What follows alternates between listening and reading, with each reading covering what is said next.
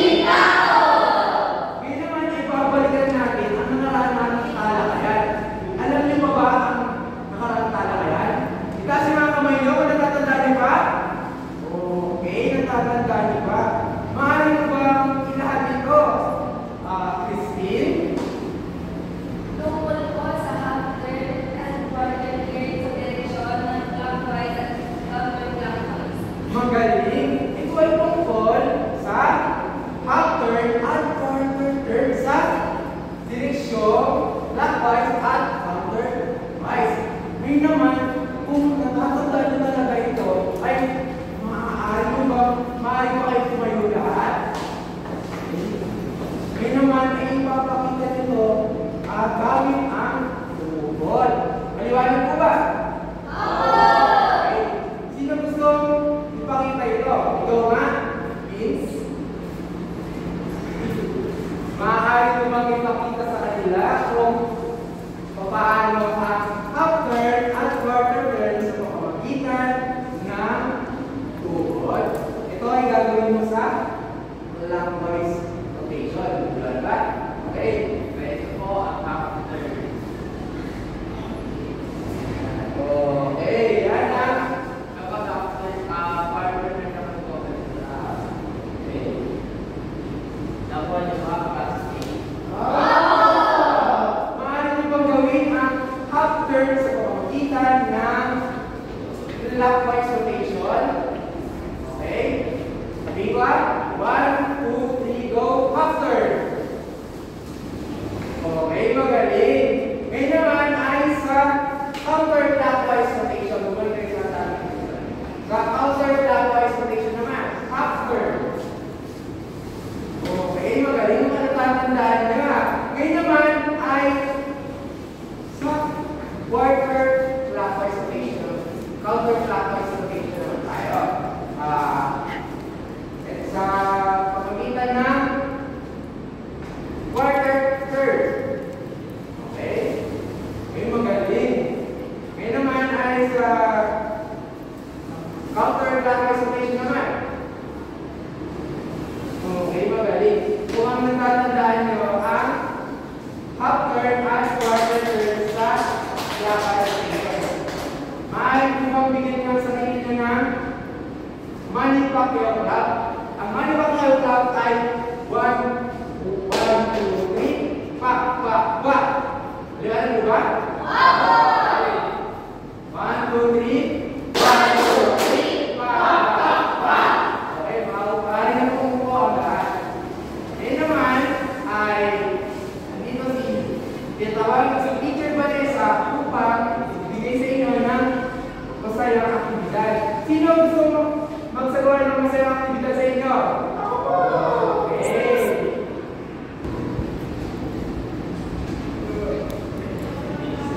Mga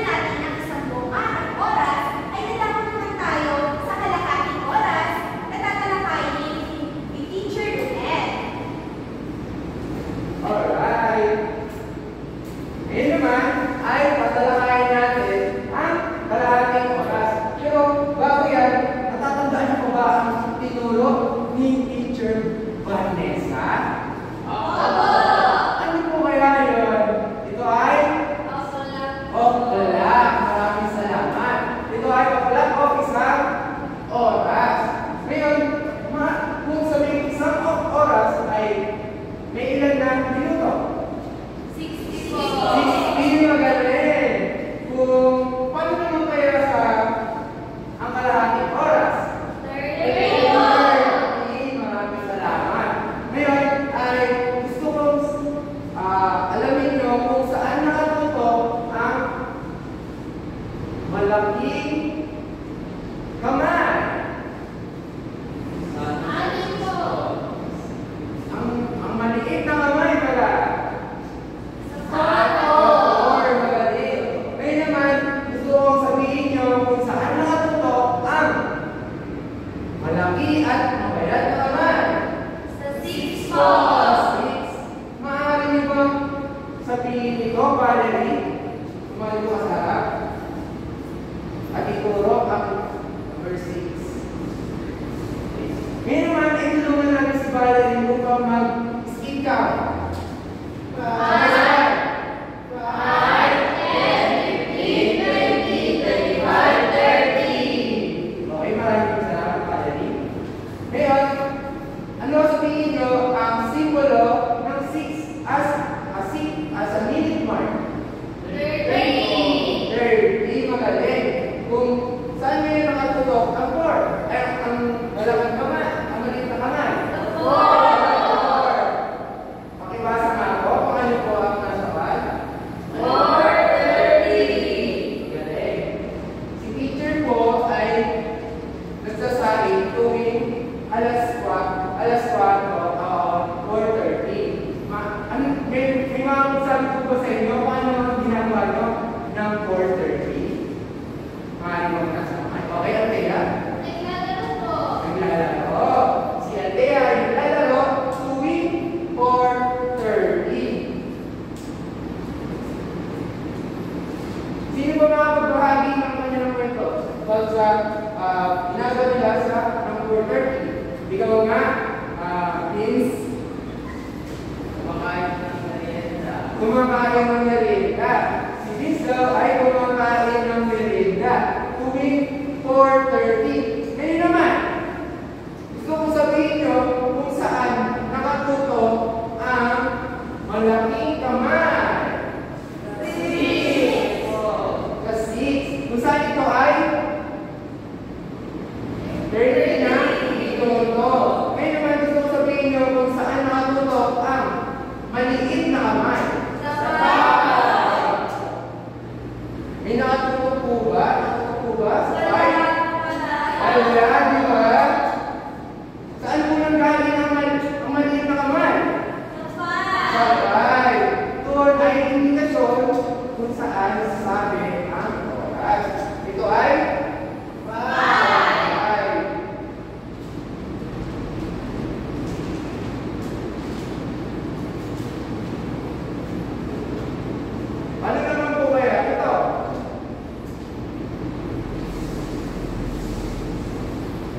Maaari mo bang sulat? Maaari mo ba sabihin kung anong oras na po ang nandito? 2:30. Ito naman. 4:30. Ito naman. 3:30. Okay, magaling. Ngayon naman ay mukhang alam niyo na o nasa utak niyo na ang kalahating oras. Ngayon naman ay tuturo naman ngayon ni Teacher Vanessa ang quarter. Naiintindihan niyo ba ang pagpagtuloy ng kalahating oras? Opo! Dahil tatandaan ang pag-umpisa ng oras ay 16 minuto at siya ay nakasunod sa 12. At pagkalahating oras naman ay nakasunod sa 6. At ilang minuto kaya ang lalaman ng 6? 30.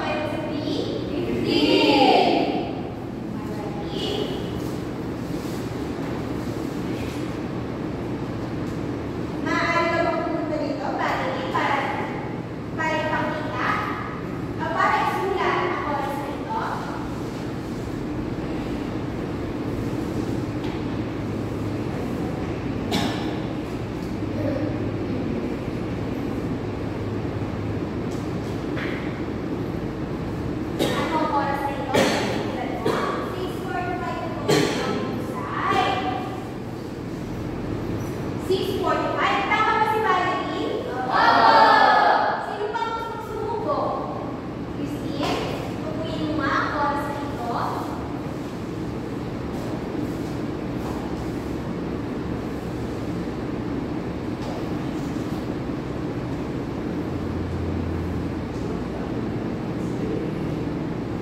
Ano ang oras na isinulat mo? 8:15, Mami. Tama ba si Valerie? Magaling. Lagi nang tatandaan na ang pagsulat ng isang buong oras ay 12 o 16 minuto, sa kalahati naman ay 6 o kalahati o 30 minutos, at para naman sa quarter na oras ay 15 na minuto para sa bawat quarter na oras bago kalahating oras, at 45 na minuto o 9 para sa kalahating oras pagkatapos ng kalahating oras. Malinaw ba? Tandaan niyo ang mga numero nito.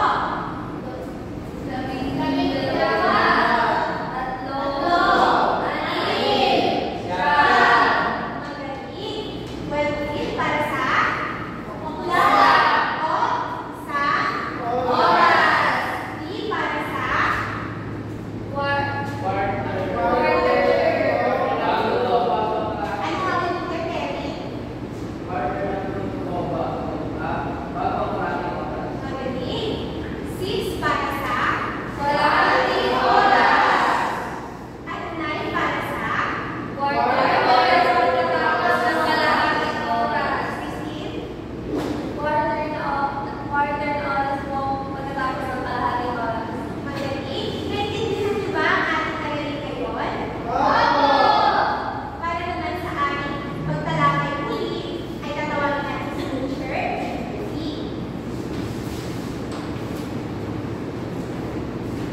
Ngayon naman ay lumako na tayo sa ating susunod na gawain.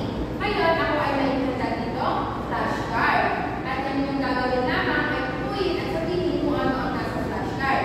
Mga bata, maaari kayo magtaas ng inyong mga kamay kung nais ninyong sumagot na lumayo ka. Halimbawa na lamang ipapakita kong larawan ay ganito. At ang nais ko inyong sabihin ay, ang nasa larawan ay ipapakita ng alas 7 at 15 minuto. At inyo itong gagawin sa ating analog na orasan.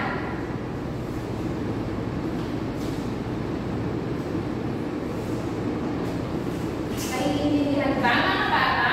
Ito naman ay atin na itong sisimulan.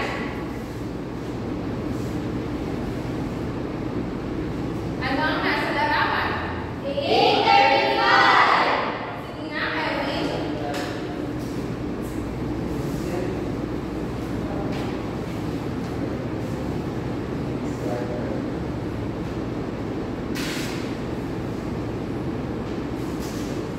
Tama ba ang ginawa ni Erwin?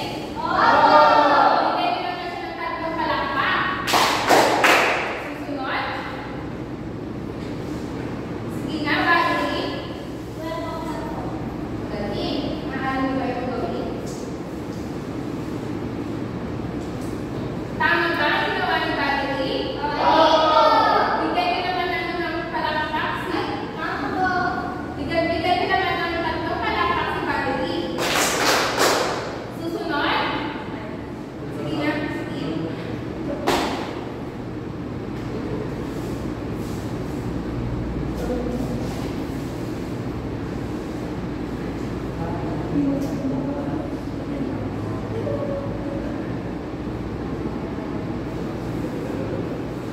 Sawa ba ang ginawa ni Christine?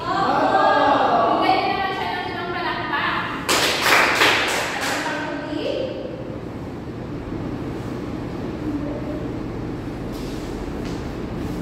Sige nga, Althea.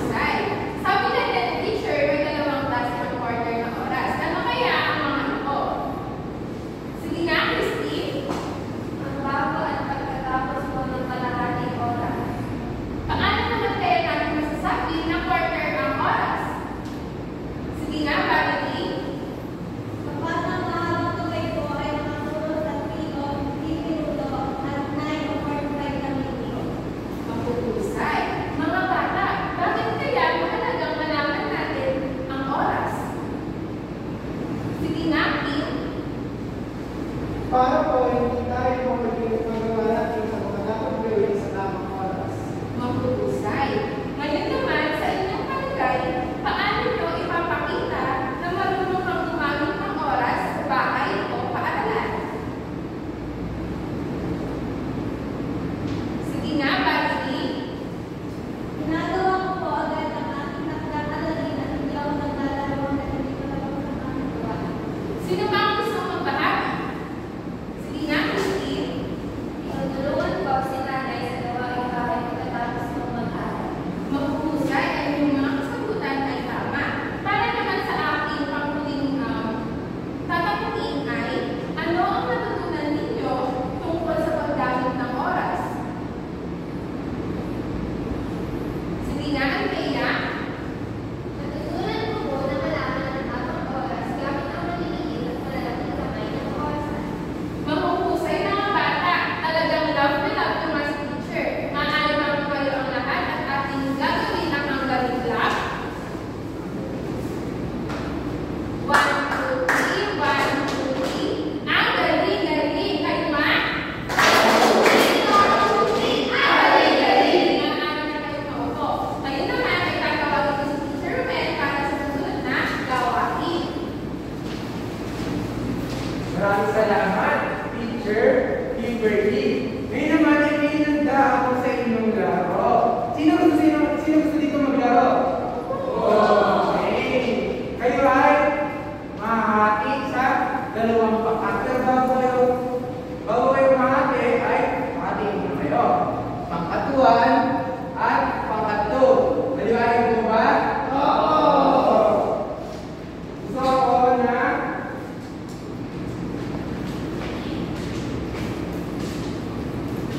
ang laro na ito ay tinatawag ko na, pakibasa nga po? Iwantay! Pakibasa nga po ang laro ko? Sa iyong grupo, ipapakita ng gulo ang panalagda. Bibigyan kayo ng 10 segundo upang upuin. Pangalawa, pagkatapos ng 10 segundo ay ihintayin niyo ang ugat at magunahan kayo sa pagtawag ng bell. Pangatlo, ang unang makakatan ay kayo magsasagot sa pamamagitan ng pagsulat sa board. Ang huli ay maghintay upang isipin ang maling sagot. Ang grupo na may pinakamaraming puntos ang mananalo. Okay, maraming salamat. Ngayon, sasabihin ko sa inyo kung paano ang gagawin. Kayo ay pipila sa likod. Ngayon na kayo ay pipila sa likod. Dito ay pipila kayo sa likod at mag-uunahan upang pindutin itong bell. Pero bago yan, ay aayusin muna ni teacher ang alam na orasan. At kapag alam na pag may dyan na si teacher na 1, 2, 3, be on time, ay mag-uunahan po kayo sa pag-tap ng bell. Ito po Okay, maliwanag po ba? Oo! Maaari po ang pilahan pang katuan para ito makatulog pa.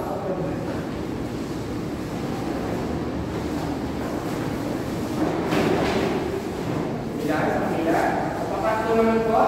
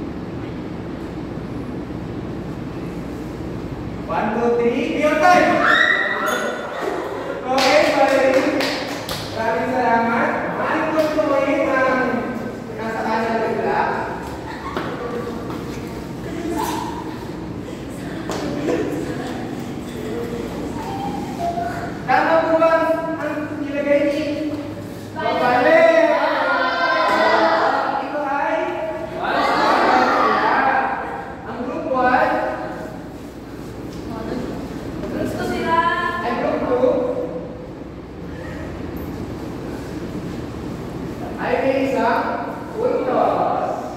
Pawirin mo muna. Okay?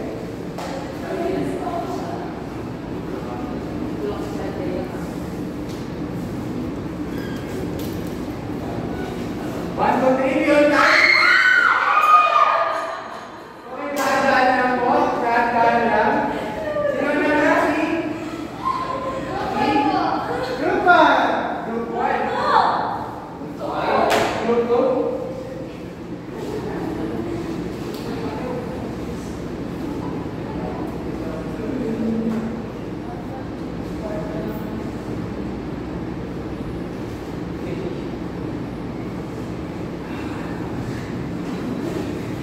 Tama po ba ang ginawa ni Esmulat ni Maya?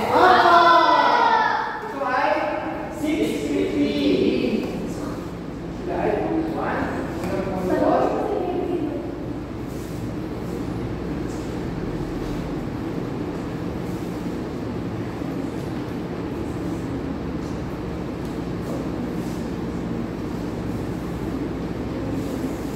Okay, 1, 2, 3, beyond time.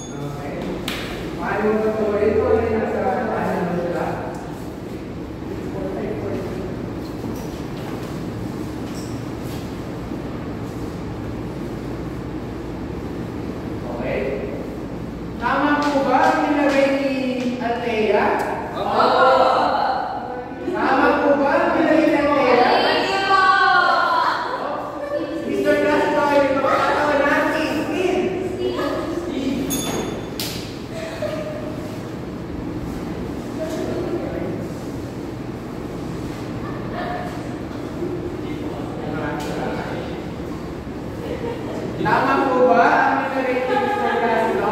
Opo! Ito ay level 3. Ayan po, sagot ko Maaari na po kayo umupo.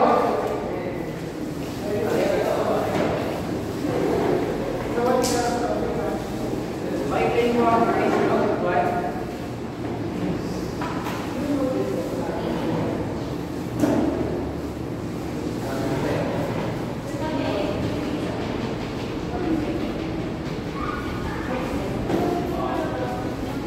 Maraming salamat. Ano po ulit ang ating ginawa? Okay, beauty time. Tayo ay tumukoy ng oras, isang oras.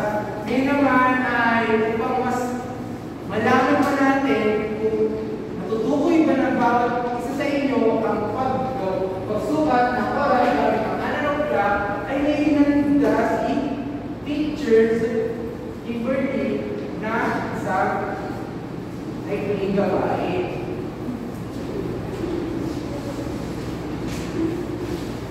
Nag-enjoy ba kayo sa inyong ginawang gawain? Opo!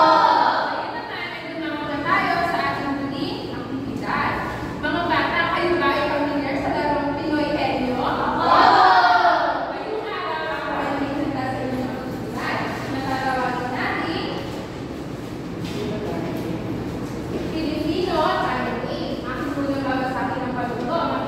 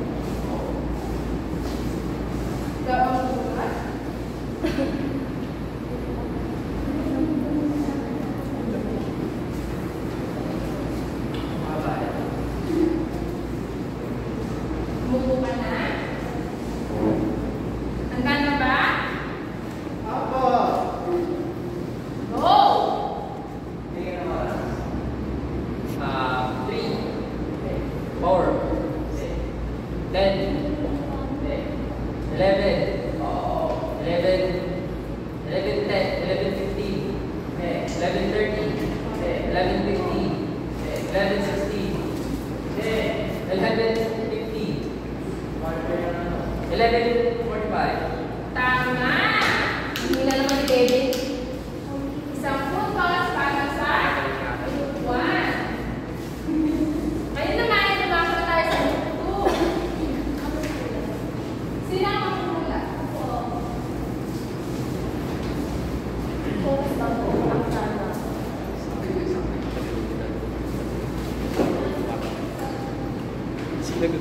Tandaan siya ba? Opo. Go!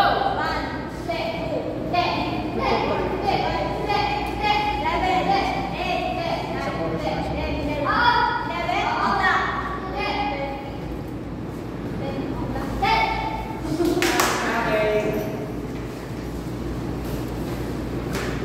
Isang puntos para sa Group 2. 2.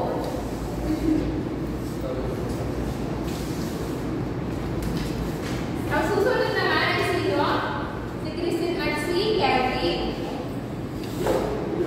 Sino ang makukula? Si Kevin.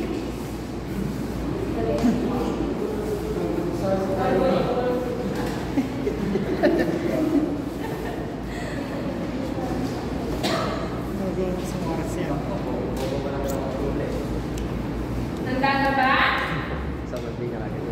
Go! Birthday ko. Birthday ko!